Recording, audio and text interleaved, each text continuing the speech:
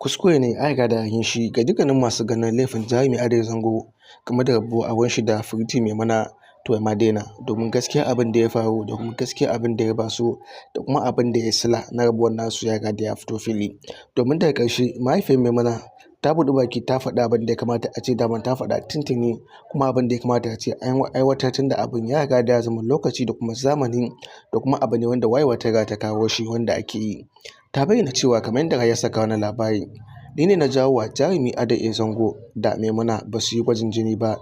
saboda ni na ce su yi watsi da batun gwajin jini saboda muna a lokacinmu ba a yi ba. Haka ne ya sa har suka ɗauki wannan wato tsawon lokaci da aka yi sakin. In ji mahaifiyar Maimuna, wato tsohuwar matar Jarumi Adai Zango, mahaifiyar tsohuwar matar Jarumi Adai Zango wadda ita ce mata ta 7 da Jarumin Adai Zango ya aura kuma sannan ya rabu da ita. Ta ƙara da cewa ko da Adamu suka rabu da Maimuna suna matuƙar ƙaunar junansu, sannan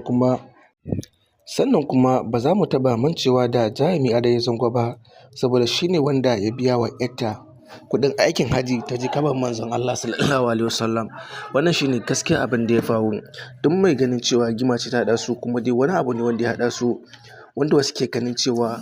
wannan fa hali ne na Jarumi Adai Zango to ya ma daina, domin gaskiya ta riga ta fito fili. Ga abin da ya faru wanda ya an riga da an faɗa, gwajin jini ne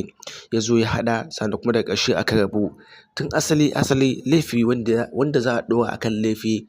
ba ma laifi ta yi ba, amma dai wanda za mu iya cewa ita ce mai laifin, za mu iya ba ta kaso 80 a cikin laifin, ita ce mahaifiyar Maimuna, wadda ita ce ta ce ba za a yi wannan gwaji ba, domin suna ganin cewa a lokacinsu duk hakan bai faru ba, kuma ga shi nan suna zaune lafiya ba tare da wani abu ya faru ba.